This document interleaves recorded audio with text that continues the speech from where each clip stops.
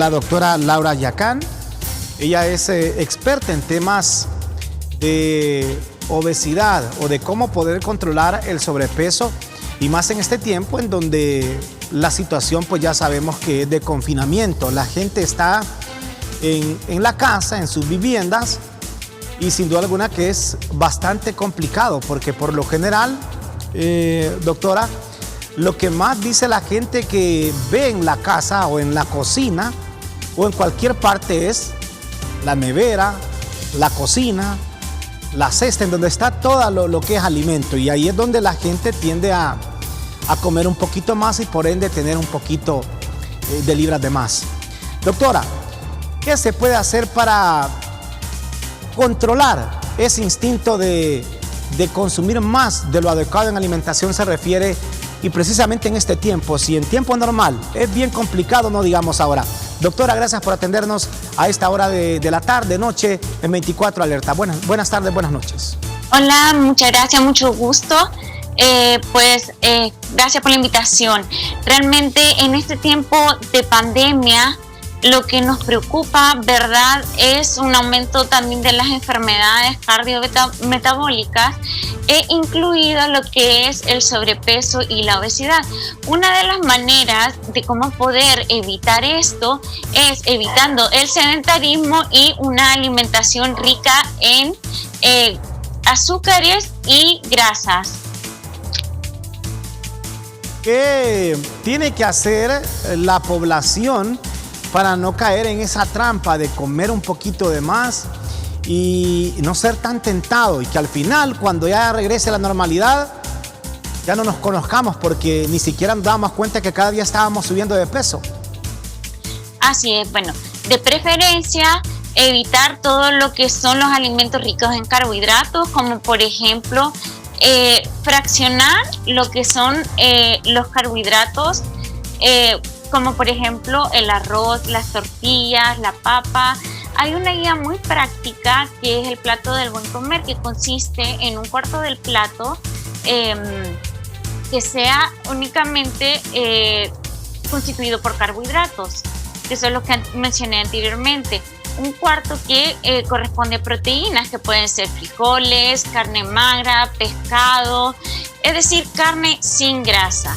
Y de preferencia no freír los alimentos, utilizar la menos cantidad de aceite posible, y la mitad del plato que sea constituido por vegetales o ensalada fresca.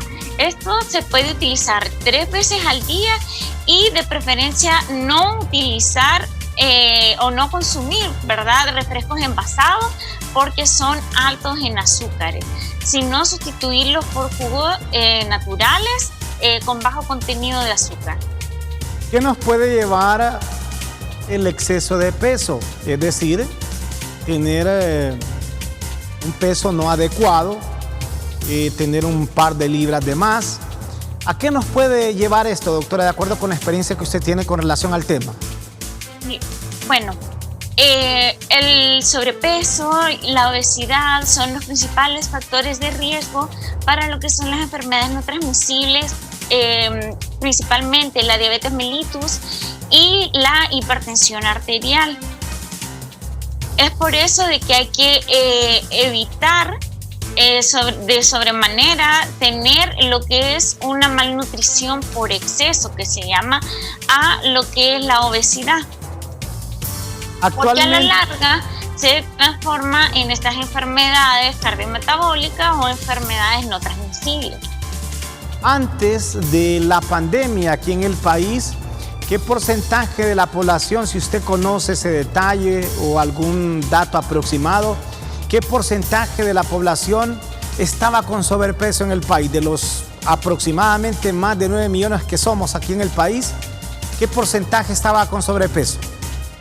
Entre el 40 y el 50% de la población estaba con sobrepeso y obesidad. Y de hecho, este porcentaje aumenta en los pacientes diabéticos, por ejemplo, por ser un factor de riesgo. Como mencioné anteriormente, llega incluso hasta el 70% entre obesidad y sobrepeso. O sea que una persona que aparentemente se vea bien, puede ser que en cuanto a peso se refiere, aunque físicamente la miremos bien, puede ser que tenga más de lo que debe pesar. Así es, y de hecho es algo con lo que se está haciendo una campaña masiva, ¿verdad?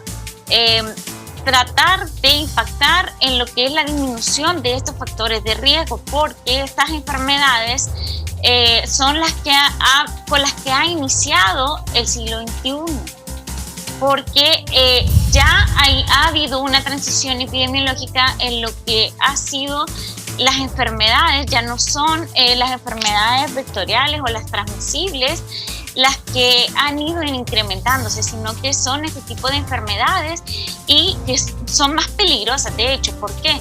Porque van apareciendo en silencio y ya son detectables cuando se aparece una complicación a causa de la misma. Bueno, por lo general se nos olvida que hay que estar periódicamente midiéndonos o pesándonos, mejor dicho. ¿Cada cuánto debería hacerse esto una práctica rutinaria en los hondureños? O sea, decir, me voy a pesar, ¿cómo ando? ¿Cada cuánto debería ser? Porque estoy casi seguro, y ahí nos podríamos incluir nosotros, que pasa un año a veces, pasan meses, pasa un año, y no nos damos cuenta cuánto pesamos, porque ni siquiera, o podemos pasar por algún lugar y no lo hacemos. La recomendación suya en este caso, ¿de cuánto sería? Si hablamos de tiempo, ¿en cuánto a tiempo se refiere? Bueno, en este caso, por lo menos una vez al mes, mínimo. Imagínese, hay personas que pasa todo el año y no se pesan. Ahora, usted decía una dieta balanceada, entre el 40 y 50% antes de la pandemia de hondureños estaba con sobrepeso. Al pasar esta pandemia, que no lo sabemos cuándo será, y esto es a nivel mundial, que estamos con esta expectativa y también odisea al mismo tiempo, ¿cree usted que este porcentaje se podría incrementar? Es decir, casi el 100% de hondureños, aunque físicamente se vea bien, estaría con sobrepeso. Sí, indudablemente.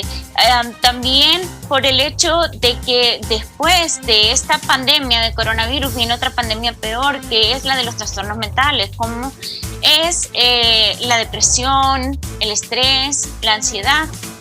Y estos trastornos también hacen de que la misma persona sienta deseos de comer.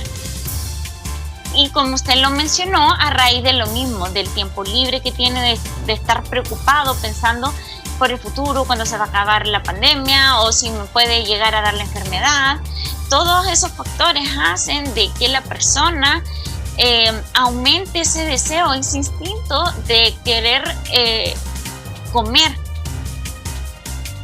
Fíjese que por lo general el hondureño está estresado.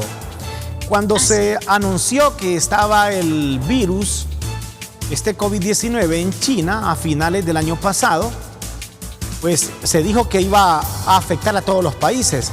Se imagina que el hondureño ya estaba con ese estrés de cuándo llegará, que ya viene, que se dé el primer caso, los dos primeros casos un jueves 12 de marzo, se dan los primeros dos casos aquí en el país.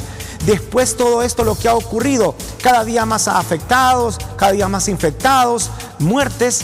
O sea, ya a esta altura no podríamos hablar de estrés normal para el hondureño, sería de un estrés agudo. ¿A qué nos puede llevar este estrés agudo que hoy padece el pueblo hondureño? Ok, a un aumento de lo que es todas estas enfermedades mentales, como mencioné anteriormente, estrés, ansiedad, depresión, incluso hasta intentos suicidas, porque mucha de la población o perdió su empleo o se encuentra definitivamente en una situación, si estaba sin empleo, está en una situación peor, ¿verdad? A un aumento, o nos vamos por el otro lado, ¿verdad? También a un aumento de las enfermedades cardiometabólicas. Se esperaba, según un estudio realizado por la Unidad Técnica de Seguridad Alimentaria e Nutricional, de que la población con diabetes mellitus para este año iba a ser alrededor del 10,98% o más de 1 millón de hondureños. Probablemente ese porcentaje sea muy superior.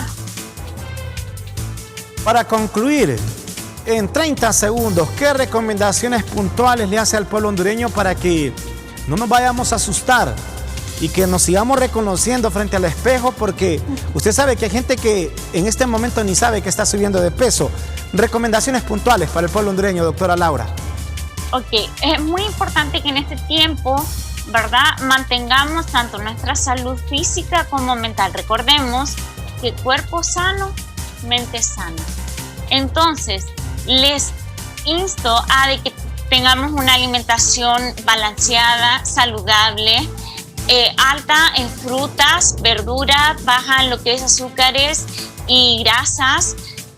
Evitemos el sedentarismo, realicemos actividad física. Si bien es cierto, tal vez no podemos salir a andar en bicicleta, tal vez no podemos salir a correr a la calle, pero sí hay varias maneras de poder ejercitarse en la casa. O sea, estar en la casa no es una excusa para poder alimentarse bien, consumir suficiente cantidad de agua, es decir, 2 a 3 litros al día, y hacer ejercicio.